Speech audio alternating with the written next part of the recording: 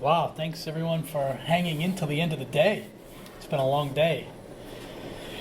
We're going to talk about generating a static website with Tome. Has anyone used Tome yet? Okay, good.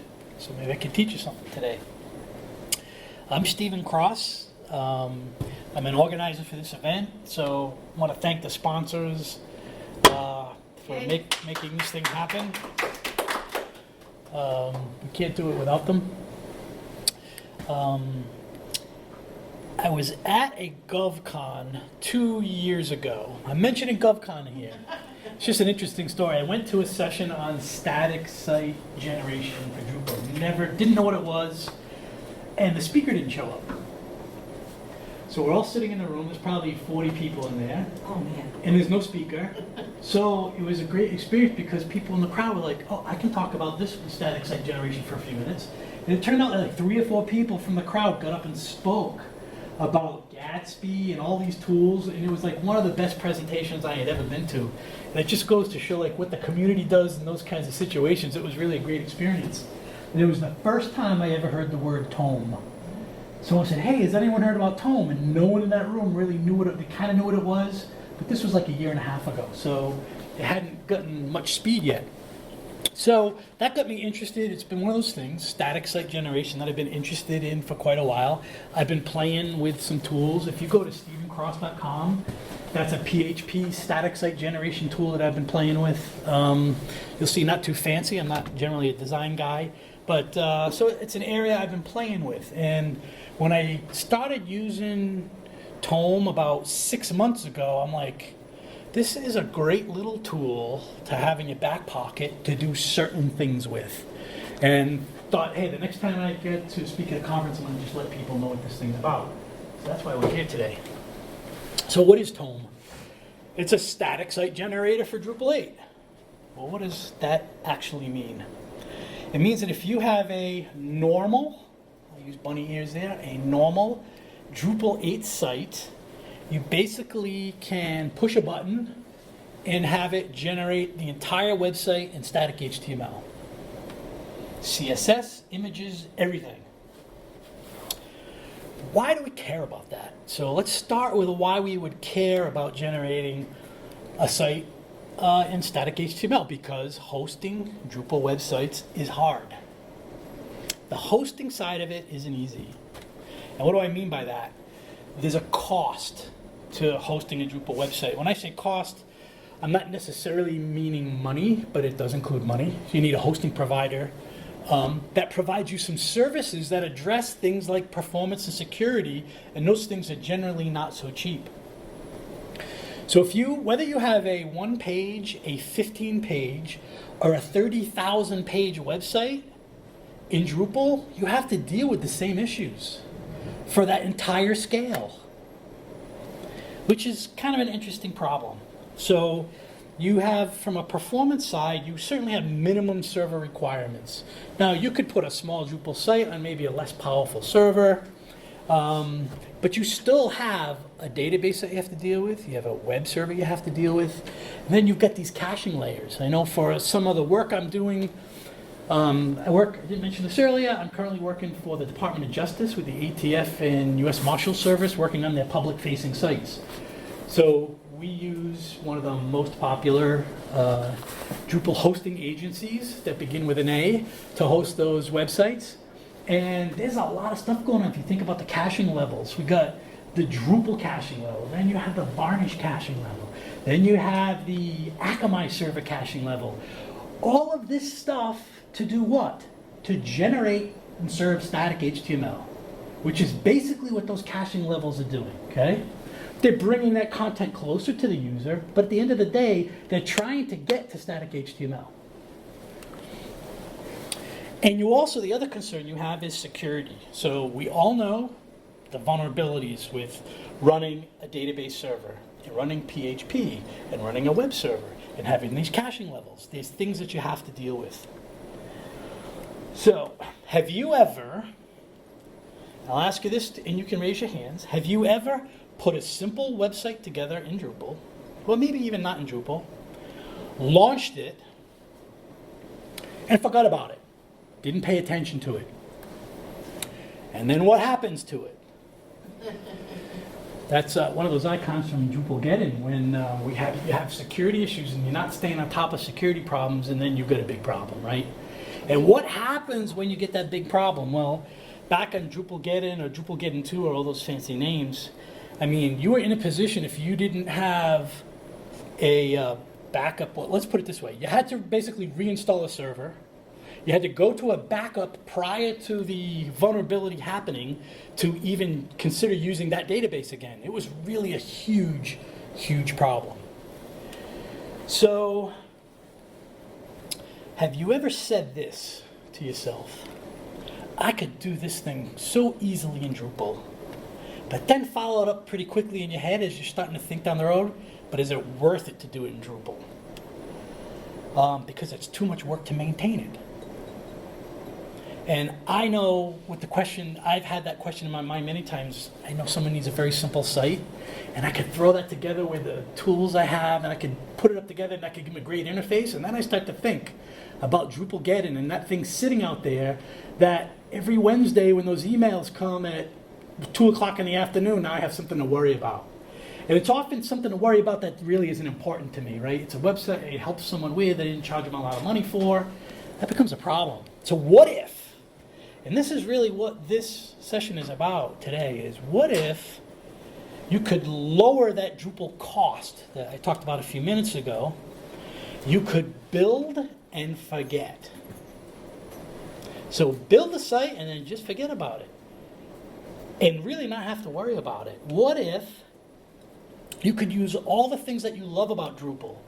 You could use your favorite themes, you could use your favorite modules, you could use the site building tools and use the content administrative tools. And what if you could launch and just forget about it? Oh, that's where we are today. There's where this module comes into play. It's this environment where you can build something with the tools that you love, launch it and forget about it. Well, how can you forget about it? Why can you forget about it? You can forget about it because it's a static HTML. It's running on a web server that just has just a web server, Apache or whatever on it, and it has nothing else. You don't need PHP. You don't need nothing. You could launch it on a DigitalOcean server. You could launch it on a very simple environment. S3 bucket? Is it simple, or does it need What's that? like an S3 bucket? S3 bucket. Anything that's basically a web server. You don't need all that other stuff. So you simplify. You're getting rid of that Drupal cost and the performance and all the security issues that I talked about. So that's where Tome comes in. And Tome is really two modules. It's two pieces, two submodules that make up Tome. I'm going to talk about them independently. The first one is Tome Static. So Tome Static is the module that basically looks at your Drupal site that you built and looks through the paths to all the pages and generates HTML versions of them. Conceptually, it's very straightforward what it's doing. Technically, it's very complicated what it's doing. Because if you think about Drupal paths, you have the paths and aliases that you're used to, but then you have views that have pages and paths, and it gets complicated when you start to put all these pieces together. Tome separates that stuff from you and just manages it for you. So it basically looks through every page and generates a URL. And it actually just generates it by default to this folder called /HTML. So after you run Tome Static, takes a couple of minutes to run, you look in this folder, HTML, there's your entire site with an index.html there, you click on it and your entire site's there. That sounds like, like I said earlier, right? That seems like too good to be true. Well, it's not perfect and it's not that simple. But let's talk about this from what Tome is in terms of environments. So Tome is, if you think about it in two environments, you've got the static, you've got the site building, content management piece of it, and then you have the production hosting piece of it, which is the static side. So when you're thinking about Tome, if you have like one user that's going to maintain this website, you actually could install Drupal on their local computer So with Lando or whatever tools you use to run the local environment, so they can use the content management tools, and then they push a button and they generate the static HTML. That static HTML could then get rsynced or through some mechanism pushed off to a production machine. That's a single user environment. If you have, like, think of this as a multi-user environment, let's say you have multiple people that are maintaining the content. You can't have the Drupal environment sitting on a local machine. You then move that Drupal environment up to a shared server. It could sit on a Pantheon dev site, could sit on a DigitalOcean server, could sit in anywhere you have multiple people maintaining the site. So it's exactly like you would do today. You just stick Drupal in a place that multiple people can get access to it because they're only using the site building and the content management side. And then again, when you push the button to Tome, it generates that static HTML and get pushed to anywhere you want it to go.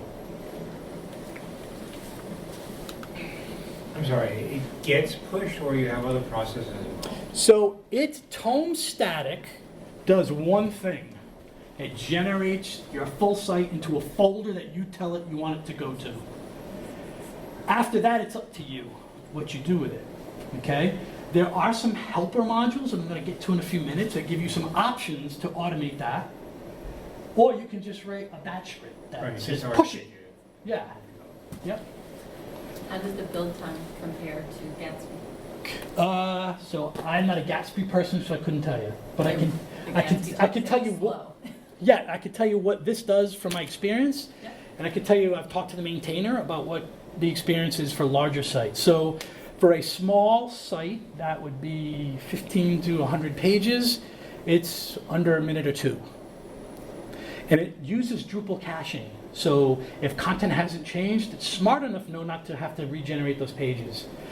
The largest test case that they've used this site for is like tens of thousands of pages, and those build times have gone up to like 15 minutes. So what are the limitations? Well, it's the limitations of static HTML. So there's no dynamic interaction that requires anything on the page to talk back to Drupal.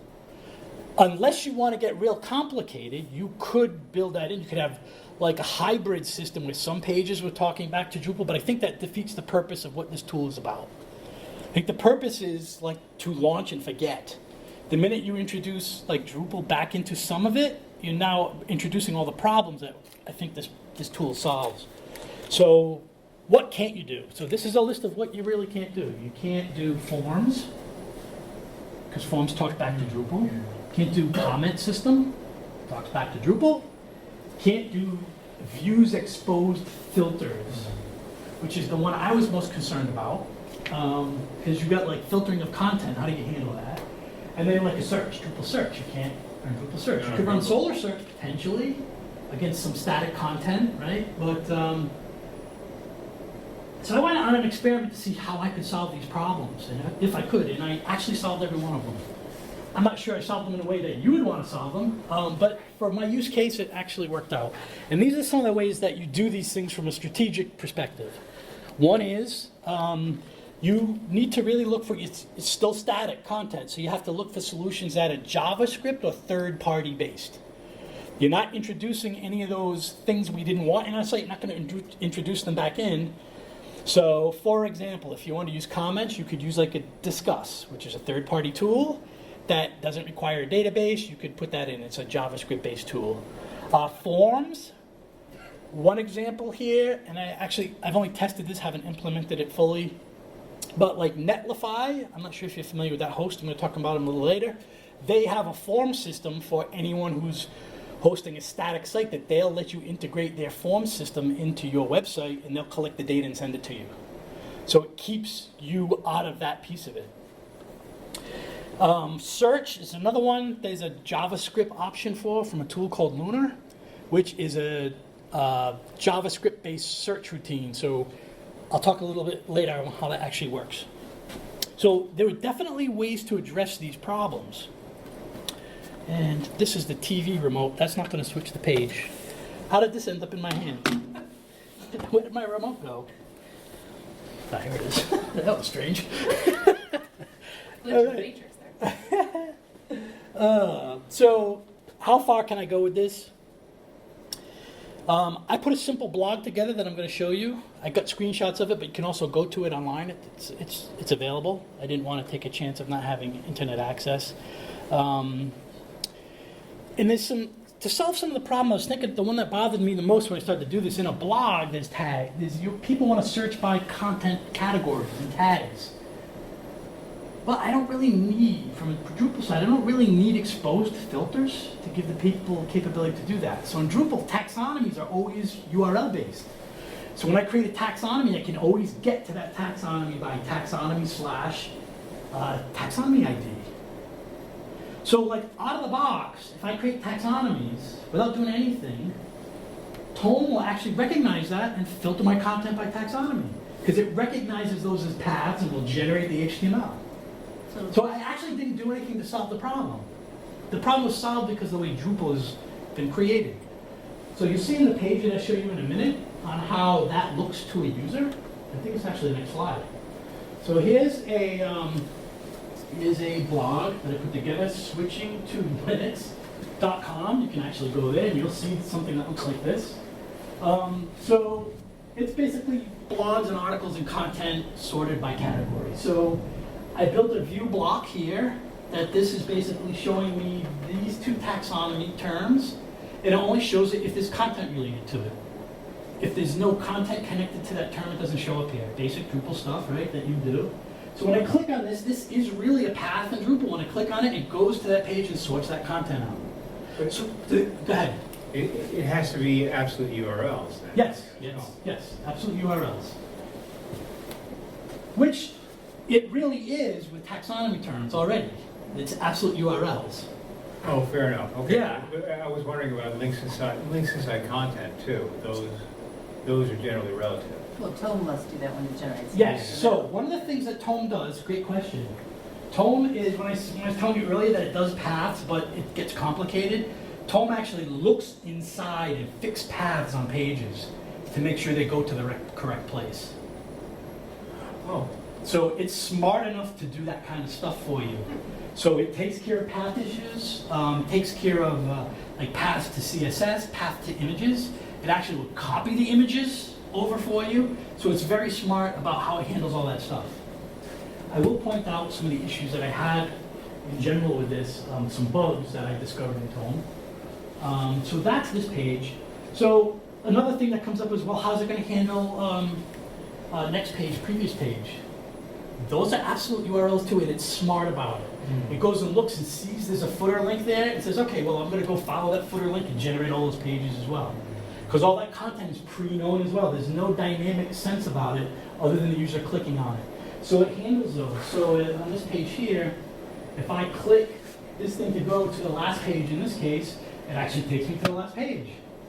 And if I look at the top of the URL, you'll see that it has built out in the static HTML the path to that second page. So it's pretty smart.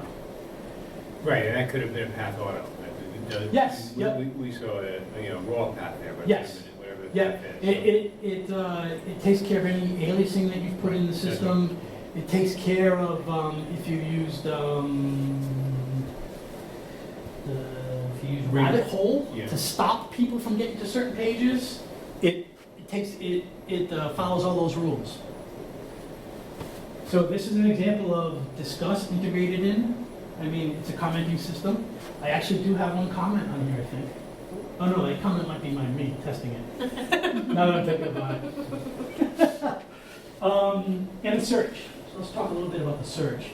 So the way this Luna search works, it's actually a very popular JavaScript module that's used in a lot of documentation-based websites. What it does is you create a view, and there's a module called Tome Lunar that helps you with this. You basically generate a view that puts your page content into JSON files.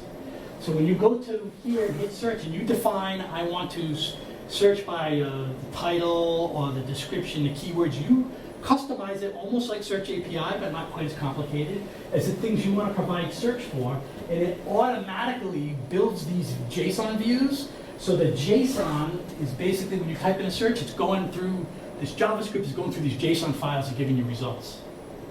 Right, and that's the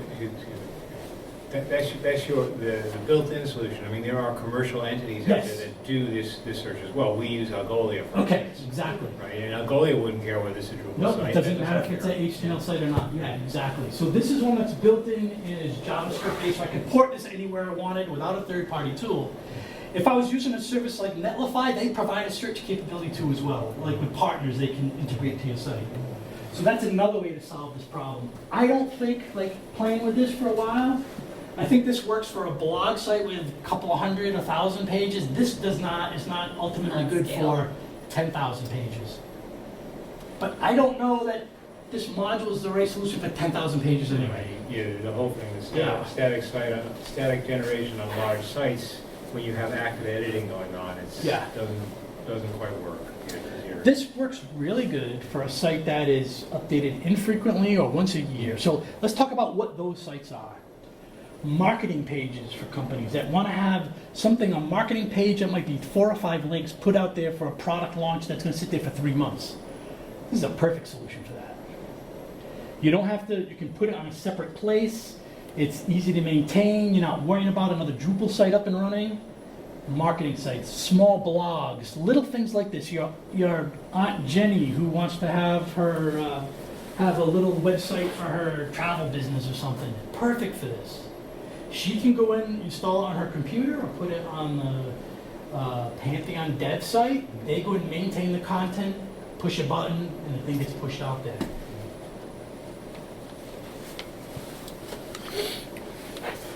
Let's see. So, just to hit you over the head with this, what this is doing, I've got my Drupal, I've got my Tome module. This is an example here of the command to generate the static HTML. That's straightforward. It's a drush command. Drush Tome static, and there's the URL that I want embedded as the landing URL for that website. And it just generates all the files. Before I go to TomeSync, a couple of problems I want to point out that I had with this. I decided to, when I was just experimenting with this, to use the @font face module. Anyone ever use that? Which one? @font your face, is that what it's called? Oh, sure. Font at your Yeah. face? Some combination like Yes. that. It allows you to like easily embed these web fonts into your code. If you've ever used that module, it does something really weird. When you install it, you say, hey, I want to pick this module stuff. It goes and generates tons of taxonomy terms in your database for every font face and every type. So I had 15 pages in the site. When I installed the font face module, it added 4,500 taxonomy terms. Well, in the Tome world, those are paths. So when I went to build the site, it went from taking like 20 seconds to taking like 3 minutes because it was 45,000 paths now. So, and the paths were actually like URLs that you could get to. So I installed a rabbit hole module. If anyone knows what that is, you can say, hey, for this path or this thing, ignore it. I basically said they're not accessible, so it took care of that problem. So there's little things like that you could probably run into if you mess around with this module.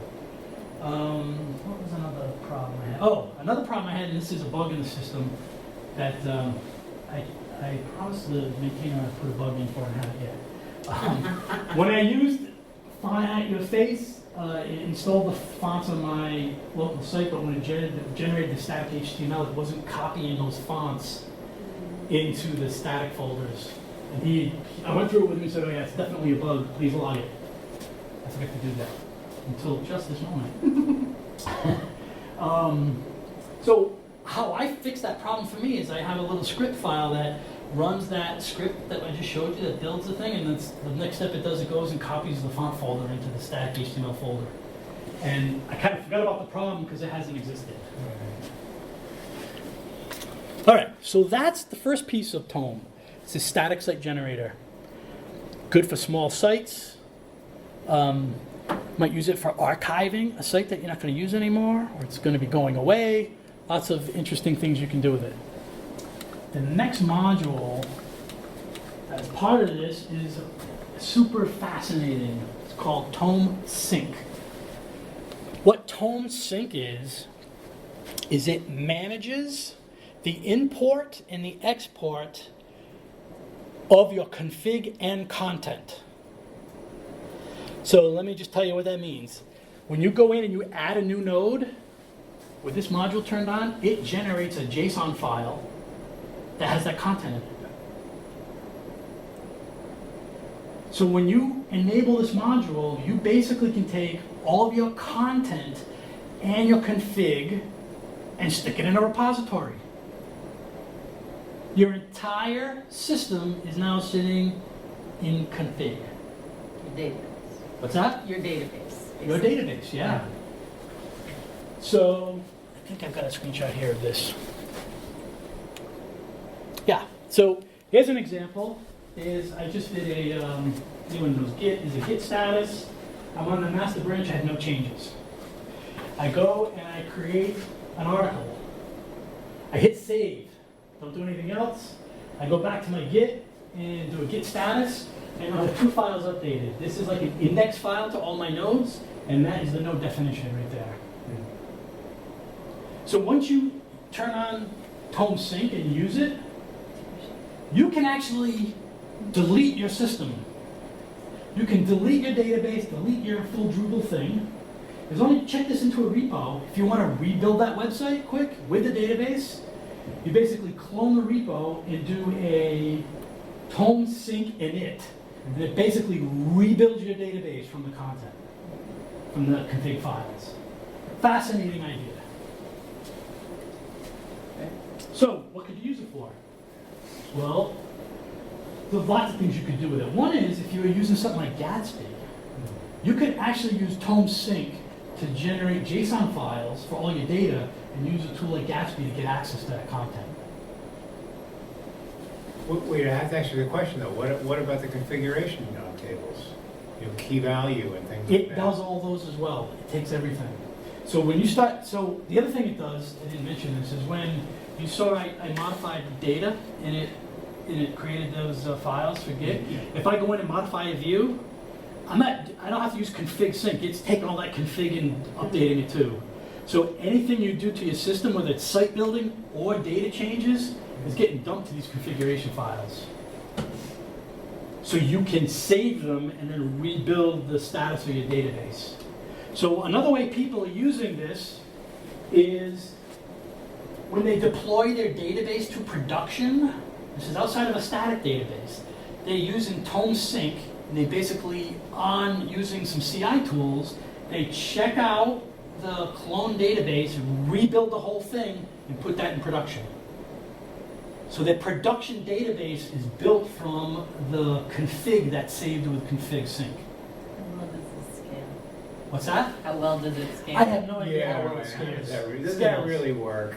I don't know. Yeah. So The bugs I that can we tell you use. what does work. What was I So the playing, so I've just played with this module. I haven't done any production work with this whatsoever yet. But it definitely works that website that you saw, I did lots of content editing and deleting and things. I can rebuild my database and it works.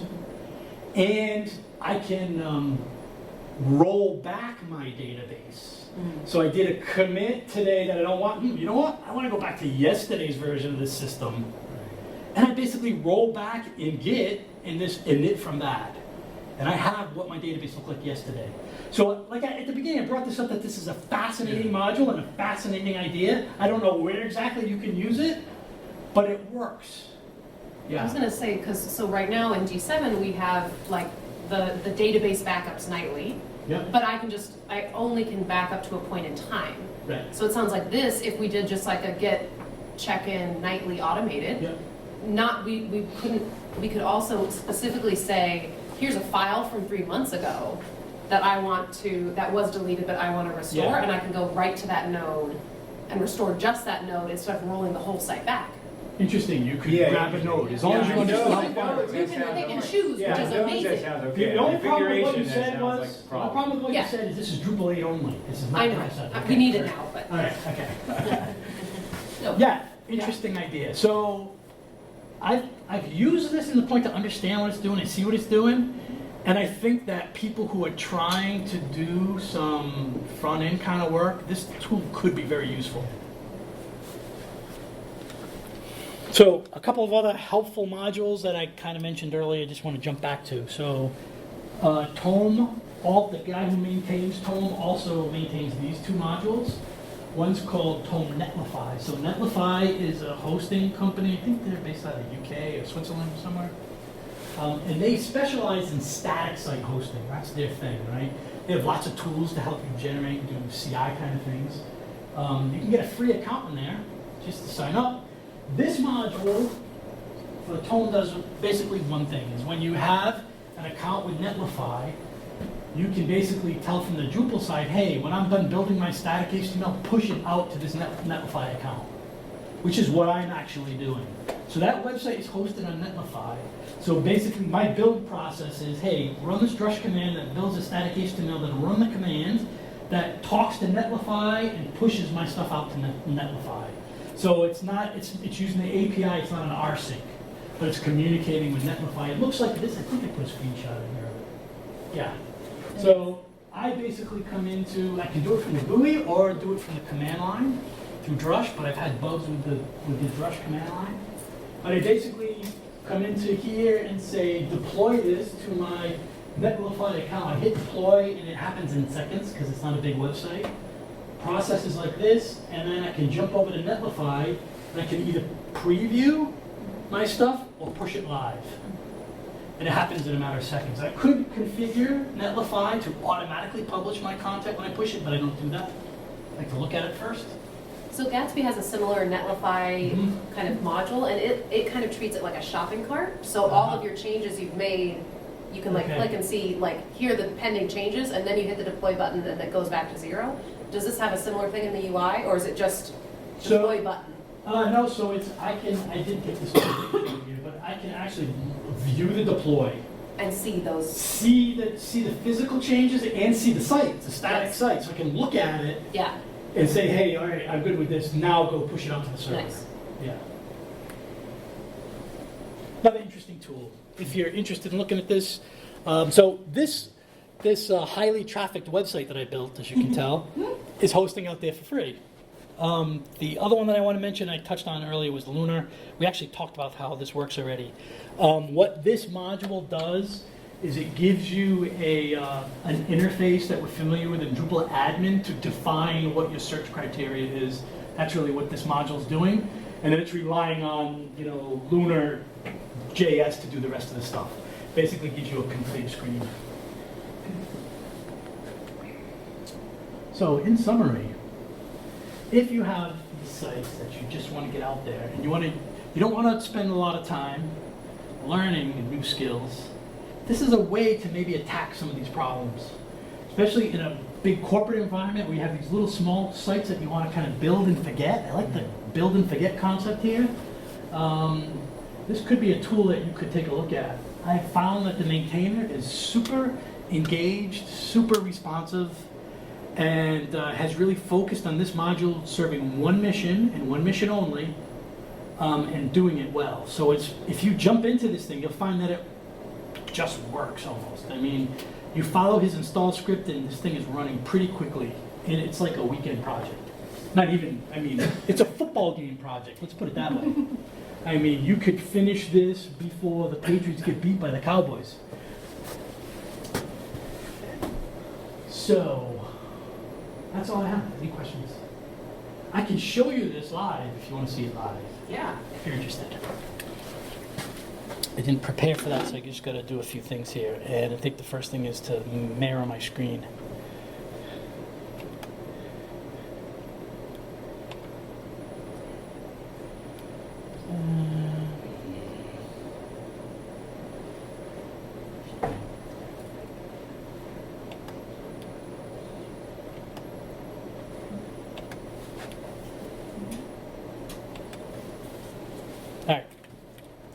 So let me just fire off a few things here. Terminal.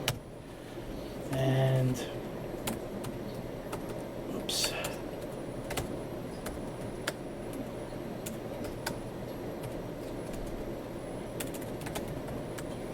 All right, so I'm going to just launch this local environment.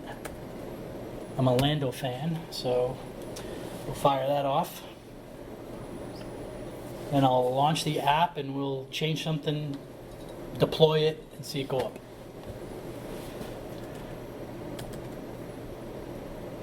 Pull this down.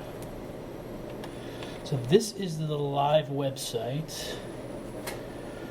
Let's see. Switching should be my URLs. So this is a static site, so it runs super fast. It's quick on a phone, it's quick everywhere, there's not a lot to it. So this is the stuff I showed you earlier. So if I click on any of these taxonomies, it builds a URL, filters it by the taxonomy. I'll show you how the search works. So if I type in Linux, we should get a bunch of results, but it's JS, so you get that little kind of hesitation there, but it actually is very accurate in what it returns. I haven't looked at like customizing the output here at all. I'm not sure how to do that. It certainly wasn't a priority for me. But let's jump back in here and take a look at the site. So.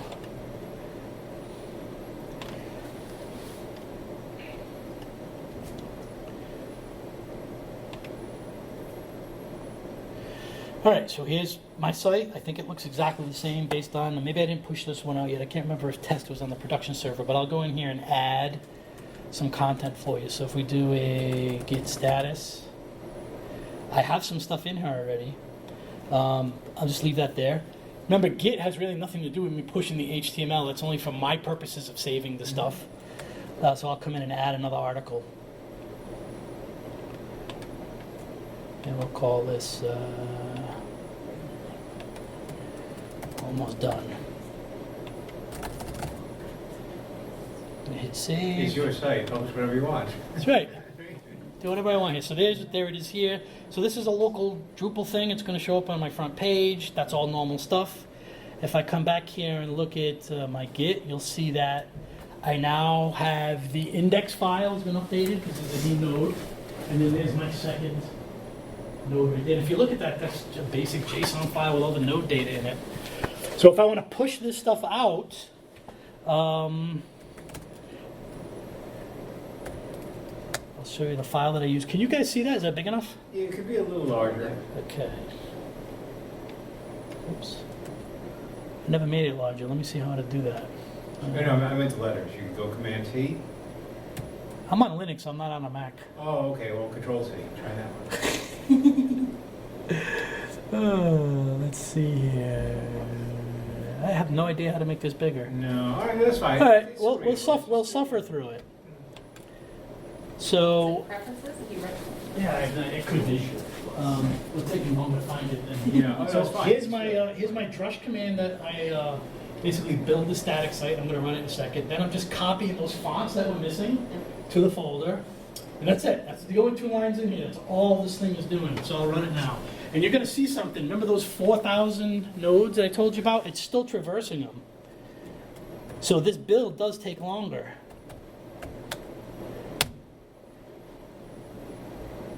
So this takes about 2 minutes, I think, maybe, because it is still going through those 4,000 nodes. Wow. And that's all from Font Your Face, huh? Yeah. You have one font in there, or you have Yeah, 40 one fonts font in in there? there. One font, and I mean Yeah, 4,000 it's insane, taxonomy isn't it? terms? Yeah. Because I know him, and he's a great developer, and it's a great font. I don't know You're why driving you would great be module. using like my website's taxonomy.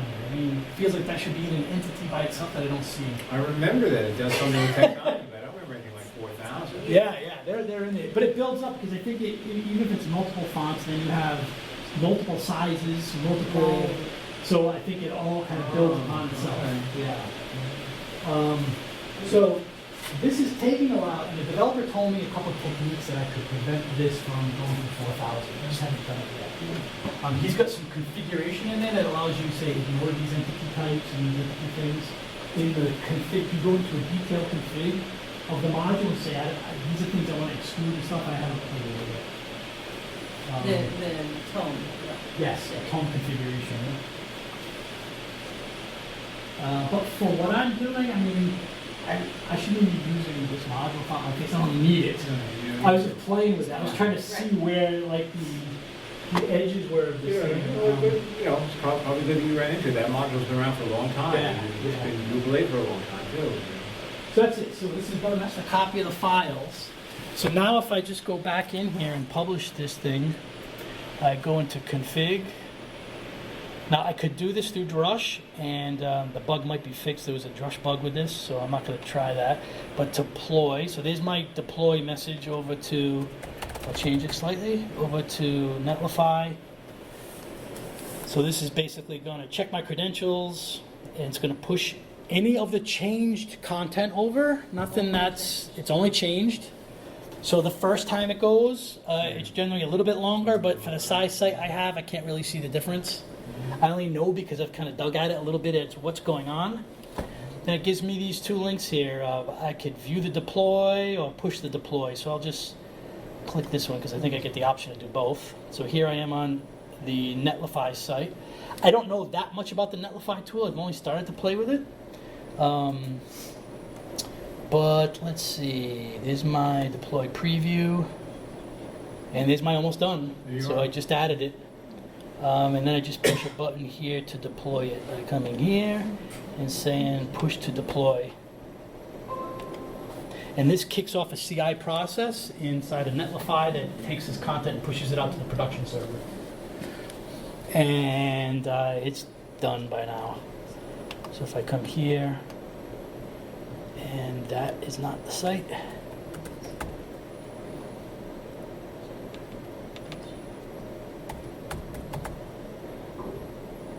This is, there it is. So kind of an interesting module. I think it has a place, could have a place in your tool belt if you needed it to. That's all I have.